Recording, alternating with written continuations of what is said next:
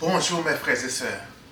Cela me fait un immense plaisir d'être avec vous ce matin afin de pouvoir introduire seulement, c'est une introduction concernant cette étude que nous allons prendre aujourd'hui. Père Saint, nous te remercions pour qui tu es. Tu es un Dieu si merveilleux qui prend soin de nous. Tu ne nous as jamais laissés orphelins. Oins-nous, Seigneur Dieu, par ton Saint-Esprit afin de nous guider dans toute la vérité. Au nom de notre Maître et Seigneur Jésus-Christ. Amen. Mes frères et sœurs, cet enseignement que nous allons voir aujourd'hui, nous allons la traiter avec beaucoup d'amour et beaucoup de douceur. Parce que cela fait ravage dans plusieurs églises présentement. Cet enseignement que je fais aujourd'hui, je ne vais pas vous le cacher. Je ne voulais pas l'entreprendre, pas avant longtemps. Mais maintenant, j'ai dû prendre position d'après ce que dit la parole de Dieu. C'est que j'avais posté une vidéo et j'ai reçu une autre vidéo d'une sœur afin que je puisse prendre connaissance de la réponse concernant ce qui s'est dit dans la vidéo que j'avais postée.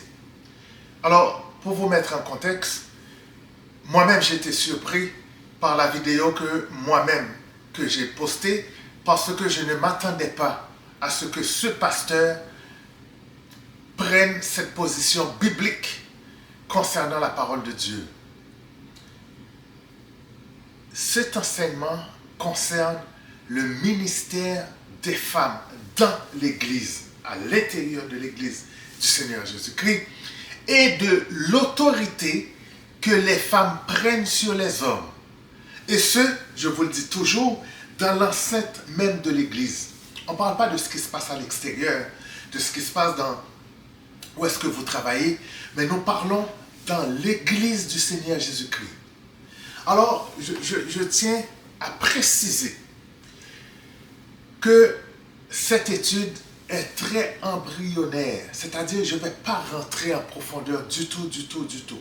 Je vais juste me concentrer sur cette partie que la Bible mentionne, c'est-à-dire je ne permets pas que la femme enseigne et que la femme prenne l'autorité sur l'homme. Alors, ne vous attendez pas que je vais commencer dans une grande théorie ou dans de grandes études bibliques concernant ce qui s'est dit. Nous allons vraiment se focusser sur ce que dit la parole de Dieu, c'est-à-dire, il n'est pas permis de la femme d'enseigner, ni de prendre de l'autorité sur l'homme. Voilà. Alors, c'est la raison pour laquelle que je vais aller avec beaucoup de douceur, parce que je sais que cet enseignement irrite beaucoup d'enfants de Dieu, surtout ceux qui ont des femmes comme pasteurs ou des femmes qui ont l'autorité sur eux. Cela les irrite. Parce que eux, ils vont sortir toutes sortes de versets bibliques. Mais en réalité, ce que Dieu dit, c'est que je ne permets pas que la femme enseigne, ni de prendre de l'autorité sur l'homme. C'est pour ça que nous allons nous concentrer là-dessus. Les femmes qui gouvernent dans l'Église. Qu'en dit la Bible, la parole de Dieu? 1 Timothée 2, verset 12. Je ne permets pas à la femme d'enseigner, ni de prendre de l'autorité sur l'homme. Voilà ce qui est clair. Si mon petit-fils vient ici, puis je dis à mon petit-fils, je ne te permets pas de toucher à cette Bible. Mais c'est clair. C'est très clair. Pourquoi toutes ces interprétations? Pourquoi ne pas garder ça simple? Qu'est-ce qui est simple? Je ne permets pas à la femme d'enseigner, ni de prendre de l'autorité sur l'homme. Alors nous allons parler du mot permettre. Épitrépo. Permettre. Je ne permets pas à la femme d'instruire un homme, ni de prendre l'autorité sur lui. Je n'accorde pas ce don à la femme. C'est quoi ce don? D'enseigner aux hommes, ni de prendre de l'autorité sur l'homme. Qu'est-ce que ça veut dire? Permettre et puis trépeau. Je ne donne pas la permission à la femme d'enseigner. Je ne donne pas la permission à la femme de prendre de l'autorité sur l'homme. Voilà ce qui est clair. Alors, le droit des femmes sur les hommes, on va aller avec beaucoup de douceur, ne pas instruire les hommes. La Bible n'accorde pas aux femmes le ministère de la parole dans l'Église, aux hommes. Le Seigneur ne donne pas aux femmes la permission d'enseigner aux hommes, ni de prendre de l'autorité sur l'homme. Voici ce qui est clair. Le ministère de la parole, Dieu l'a donné aux hommes. Allons voir comment les apôtres ont traité cette question. Leur question du ministère de la parole. Acte 6, verset 2. Les 12 convoquèrent la multitude des disciples. Les 12. Où était la femme là-dedans? Il n'y en a pas. Les 12 convoquèrent la multitude des disciples.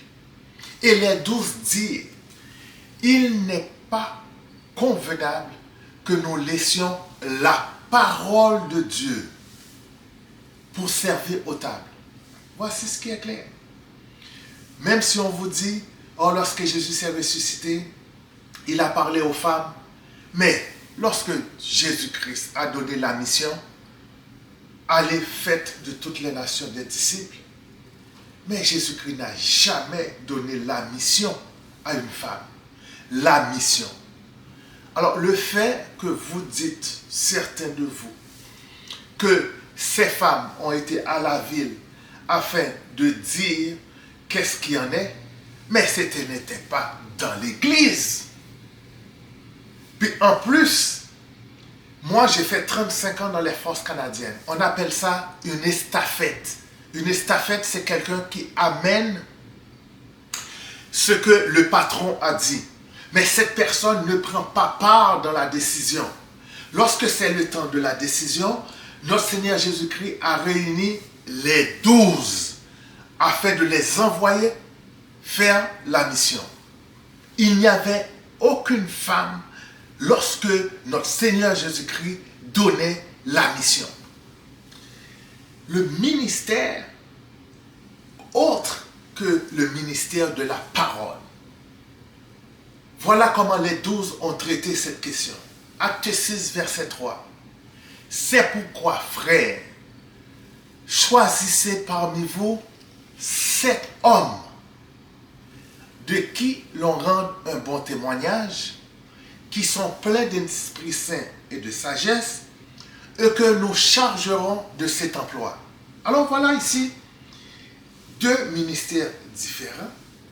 On a le ministère de la parole dans l'Église avec l'autorité. Seulement des hommes ont reçu cette mission.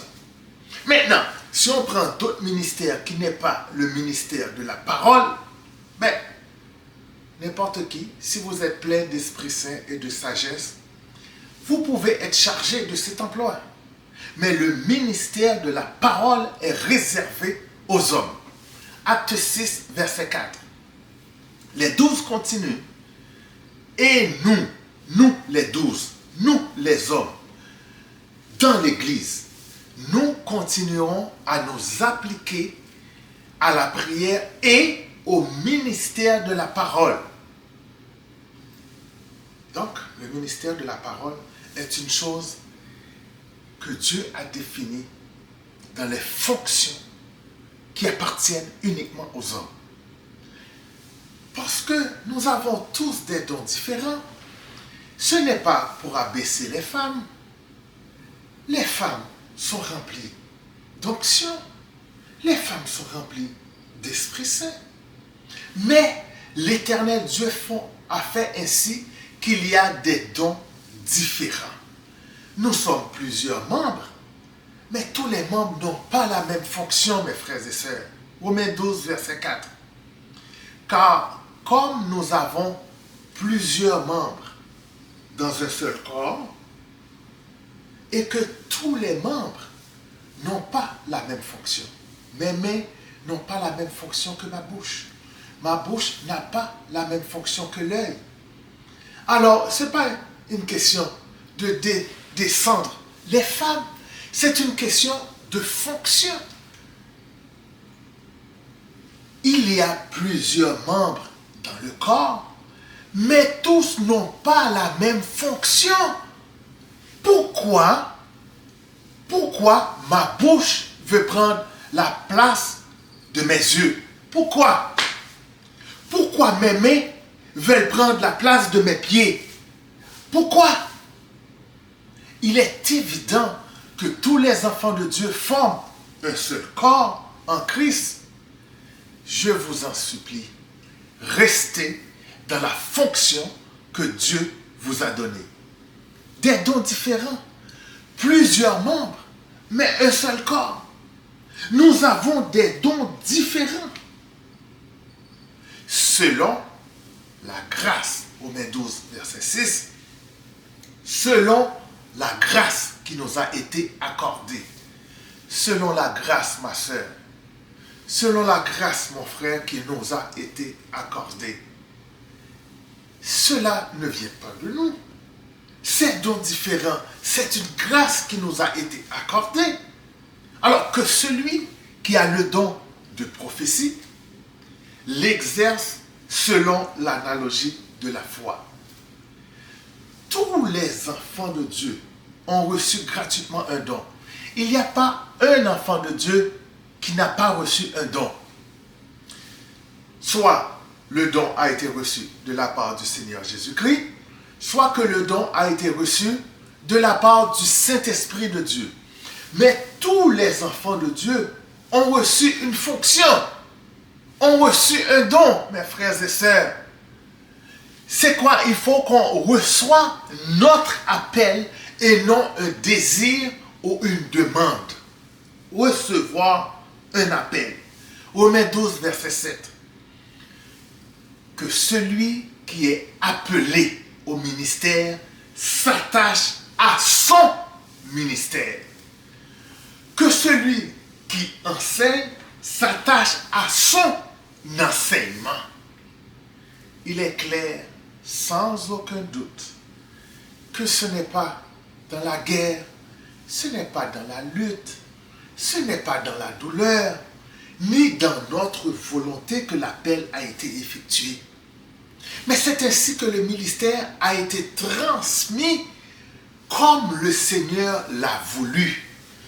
Acceptez le ministère que le Seigneur ou le Saint-Esprit de Dieu vous a donné.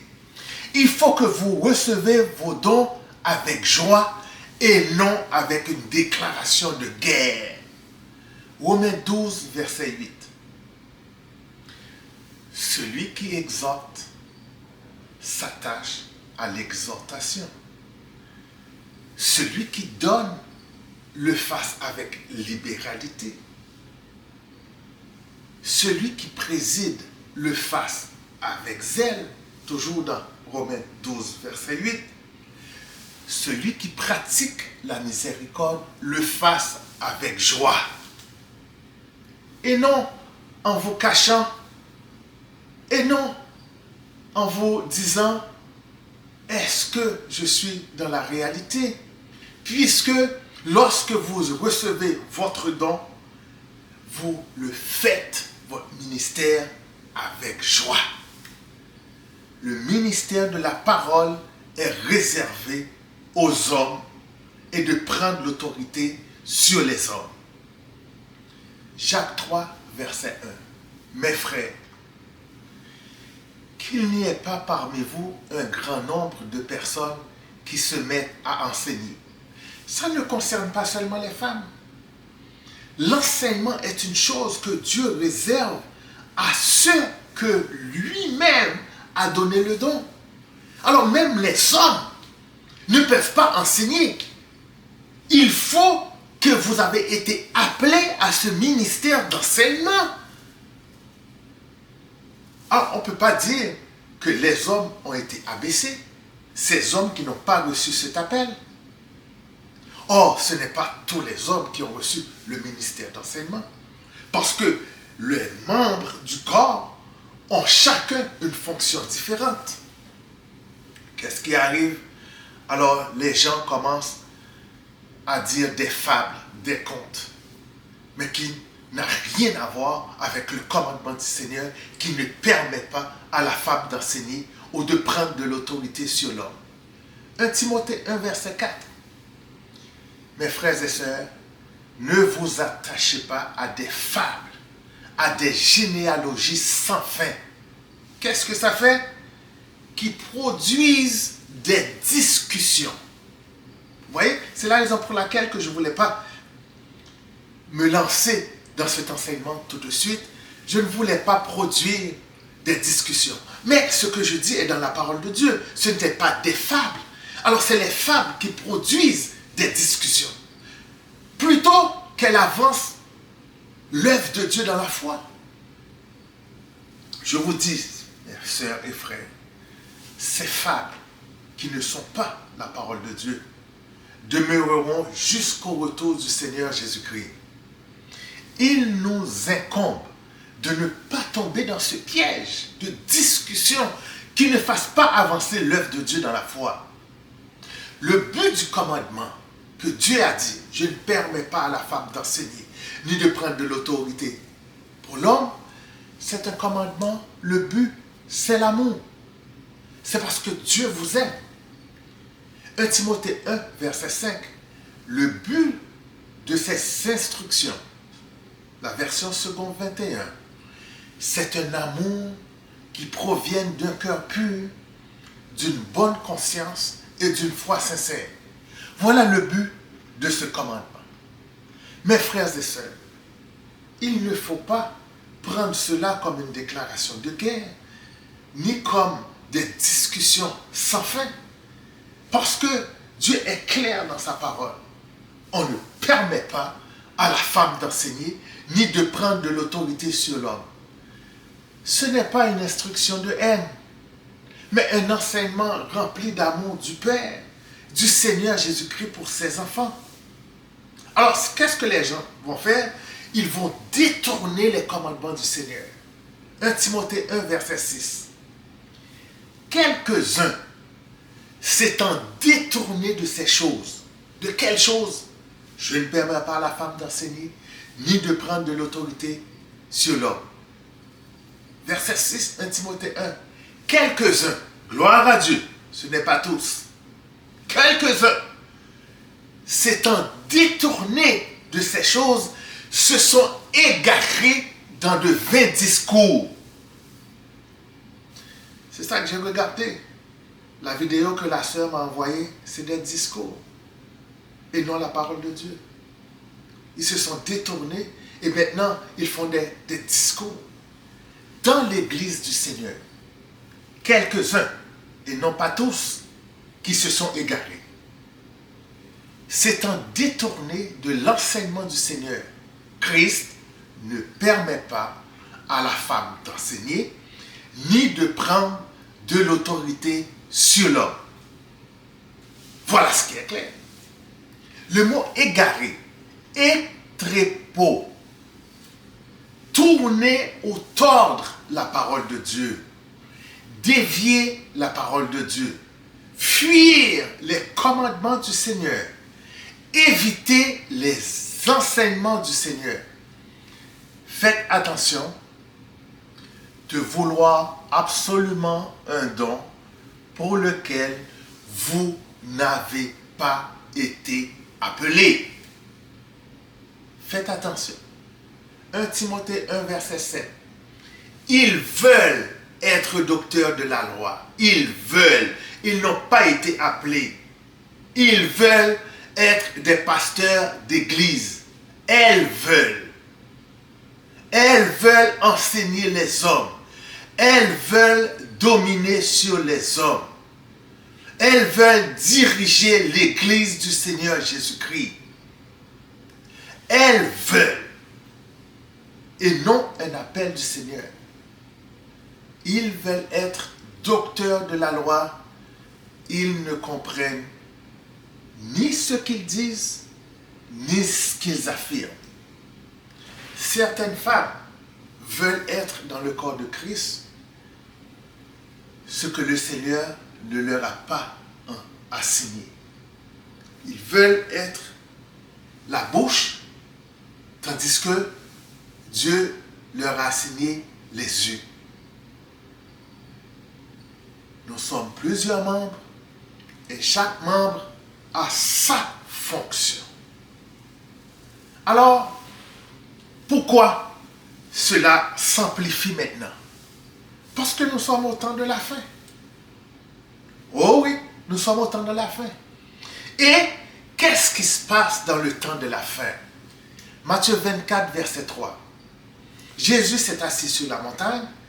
Les disciples viennent et lui posent cette question du temps de la fin. Dis-nous, quand cela arrivera-t-il et quel sera le signe de ton avènement et de la fin du monde? Le signe.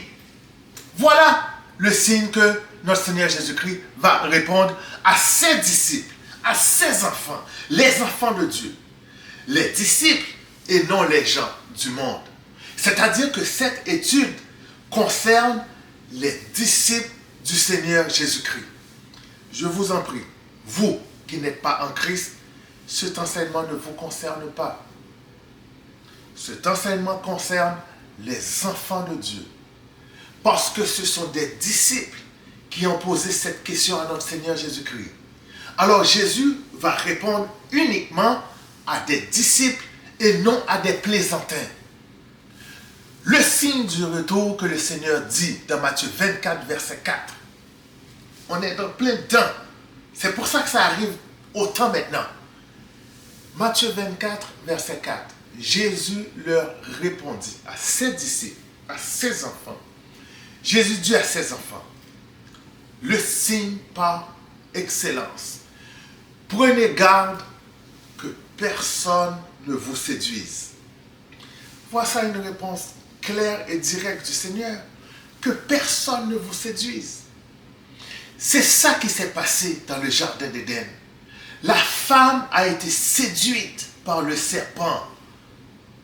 Le signe par excellence, la séduction. Matthieu 24, verset 5.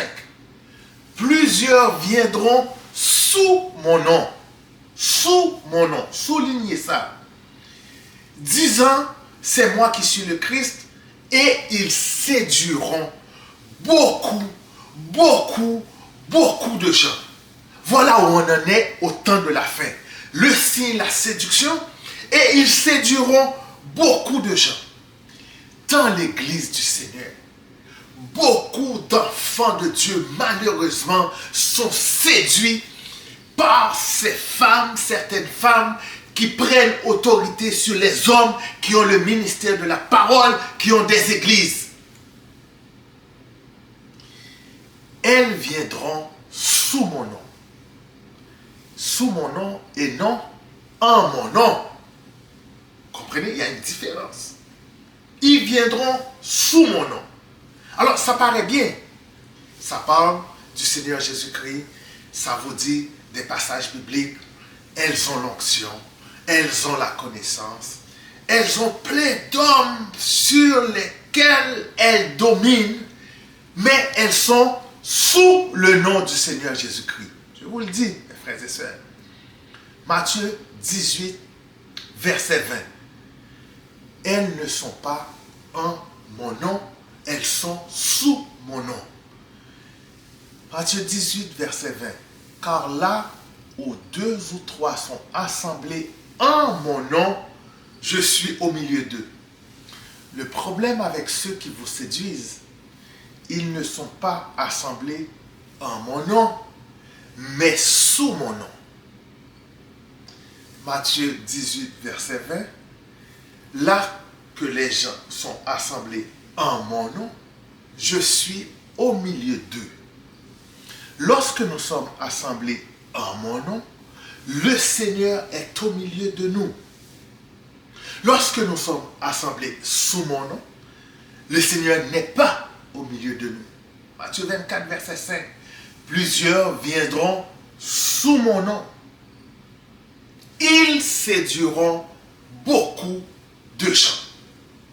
C'est la séduction, ceux qui viendront sous mon nom. Voici un premier constat.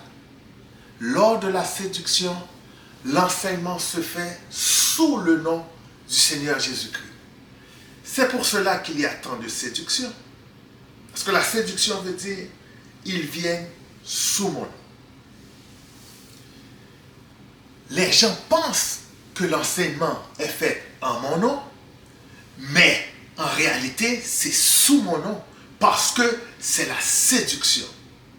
Le nom reste pareil, nom du Seigneur Jésus-Christ, mais il y a de l'enseignement qui sont faits sous mon nom et de l'enseignement en mon nom. C'est ça qui est important, mes frères et sœurs. La définition de sous veut dire ce qui est dehors, la situation extérieure de Christ. En mon nom, la définition veut dire la position à l'intérieur de Jésus-Christ, à l'intérieur de temps, à l'intérieur d'un état. Alors, ceux qui sont sous le nom, ils ne sont pas en Jésus-Christ. Le Seigneur ne les connaît pas. Ils disent Seigneur, Seigneur, mais leur cœur est éloigné du Seigneur.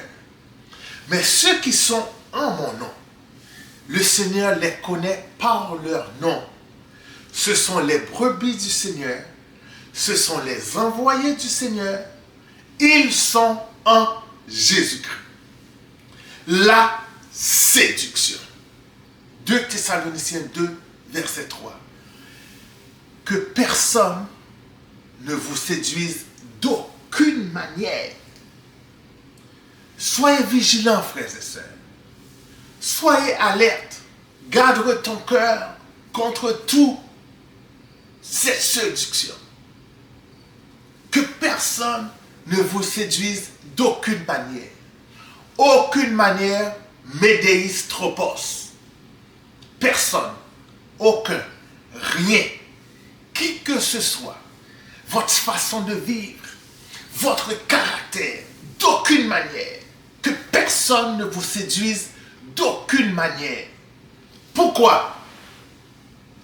Parce que nous sommes au temps de la fin. Et qu'est-ce qui arrive au temps de la fin? L'apostasie. 2 Thessaloniciens 2, verset 3. Car il faut, obligatoirement, il faut que l'apostasie soit arrivée auparavant. La chronologie du signe de la fin, le signe de la fin étant la séduction, et ce qui doit arriver auparavant, c'est l'apostasie. Nous sommes dedans. Pourquoi tout ce tumulte? Nous savons auparavant que l'apostasie doit arriver au temps de la séduction. C'est quoi l'apostasie? La révolte contre Dieu. Un refroidissement spirituel. Un manque d'intérêt pour la connaissance de l'évangile. La révolte doit arriver auparavant. La défection aura lieu auparavant. Que personne ne vous séduise d'aucune manière, car il faut que l'apostasie soit arrivée, que la révolte soit arrivée auparavant. Voilà ce qui arrivera, qui arrive maintenant dans l'Église du Seigneur Jésus-Christ auparavant. La révolte de certaines femmes et de certains qui les encouragent quant à l'enseignement aux hommes et l'autorité qu'elles prennent sur les hommes dans l'église même du Seigneur Jésus-Christ est une révolte. C'est l'apostasie qui doit arriver auparavant. La séduction provient des faux prophètes. Plusieurs 24, verset 11.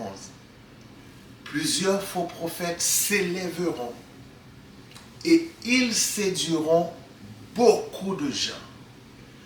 Beaucoup de gens. Le signe de la fin, la séduction. C'est une tristesse profonde.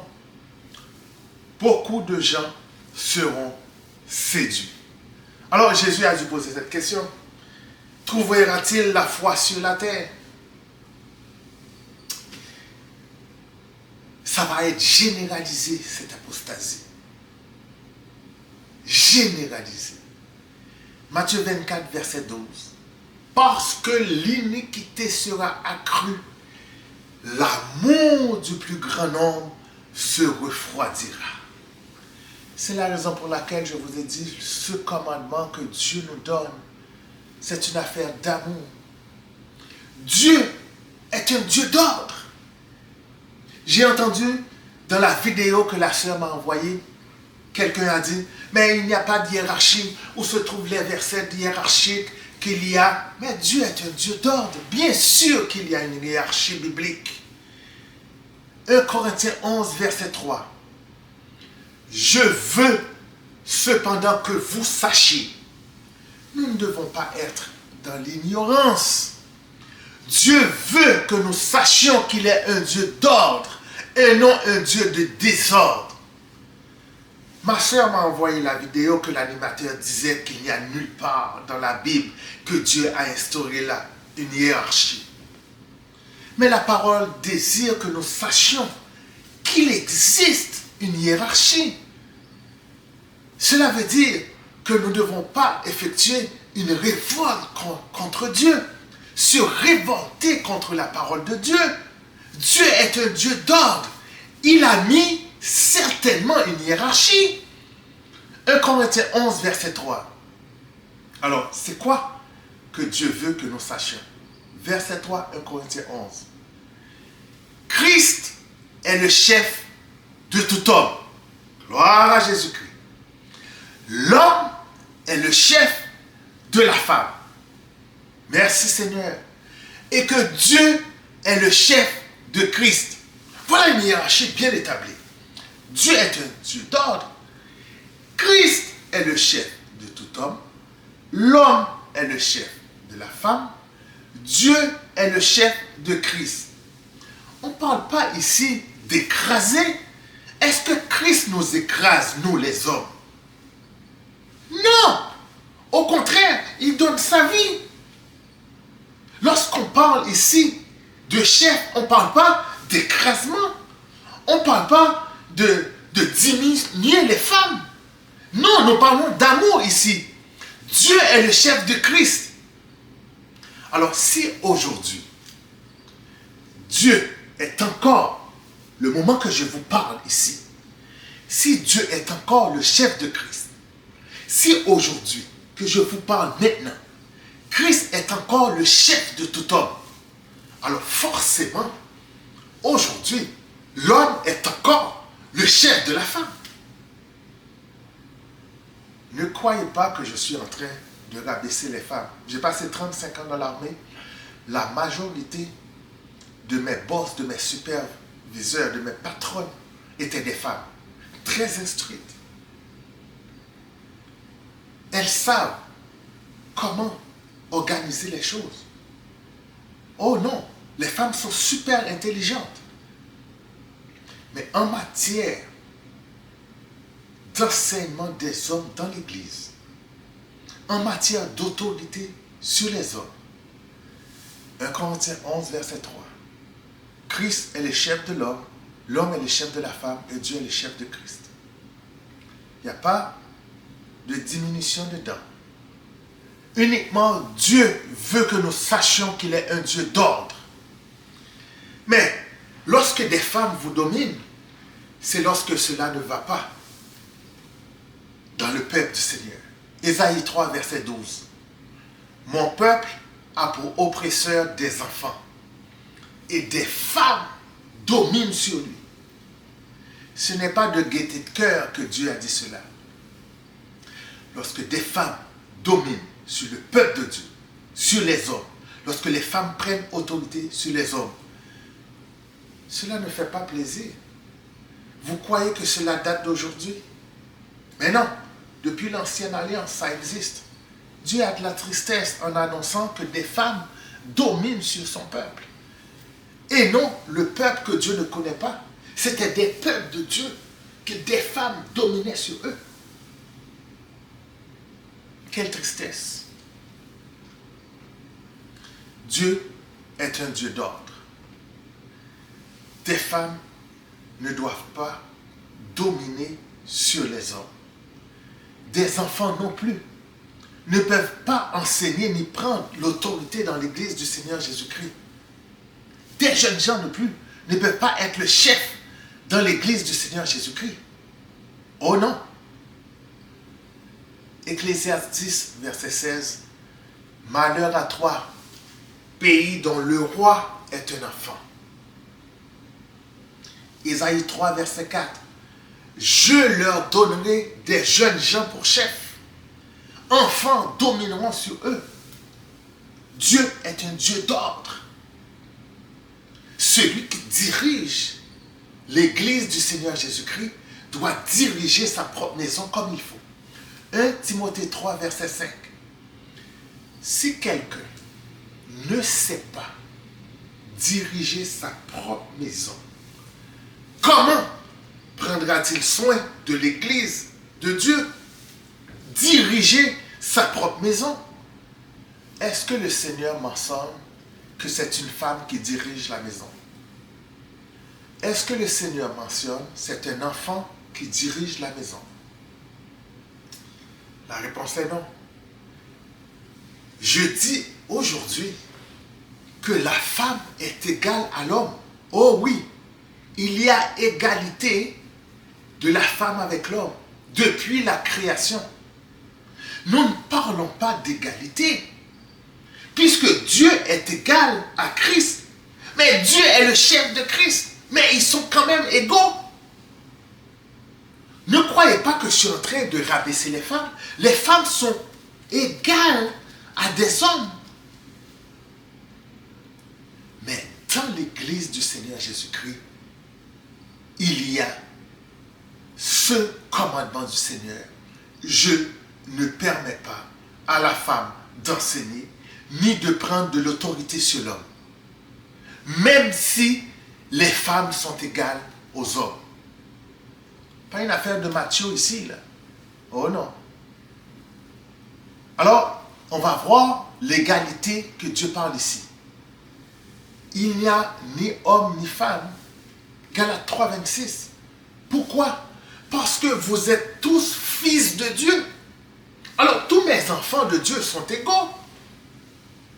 Mais, même s'ils sont égaux, il y en a un qui est plus vieux, un qui est plus jeune. Dieu nous instruit en tant que nous sommes enfants de Dieu. Il n'y a plus ni homme ni femme parce que nous sommes tous égaux devant Dieu. Nous sommes tous ses enfants. Et tous ses enfants sont égaux devant lui. Égaux comme enfants et non dans le ministère. Tous les enfants de Dieu ont été baptisés. Donc nous sommes tous égaux. Galates 3, 27.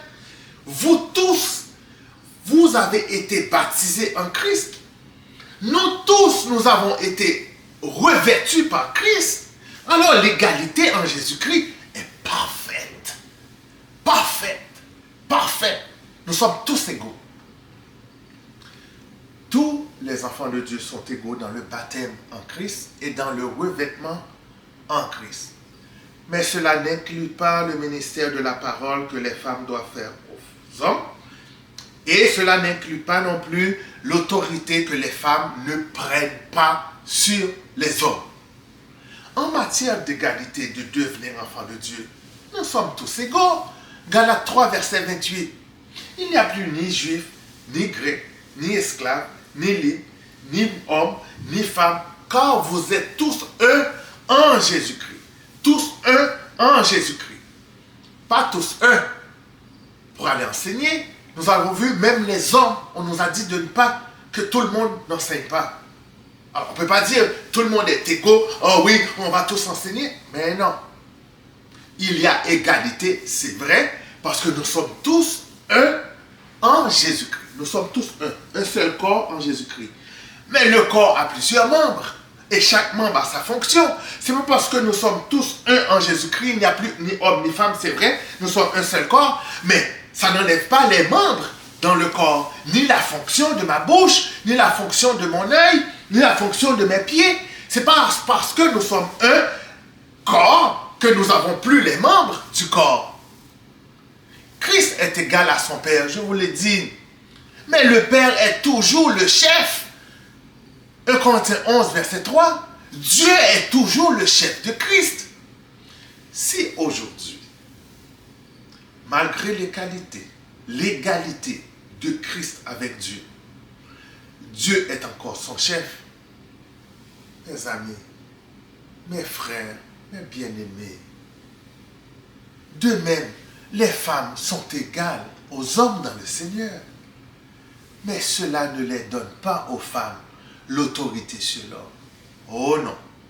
Autorité. Autantéo. Celui qui agit de sa propre autorité. Un maître absolu. Gouverner. Exercer une domination. Voilà ce que Dieu ne veut pas que les femmes fassent sur les hommes. Autorité. Autantéo. Celui qui agit de sa propre autorité. Un maître absolu. Christ ne permet pas à la femme d'enseigner ni de prendre de l'autorité sur l'homme. Parce que Dieu est un Dieu d'ordre. Il donne la raison. 1 Timothée 2, verset 3. Adam a été formé le premier, Ève ensuite. Gloire à Jésus-Christ. C'est une question fondamentale que nous avons seulement effleurée. Je n'ai pas été dans la profondeur.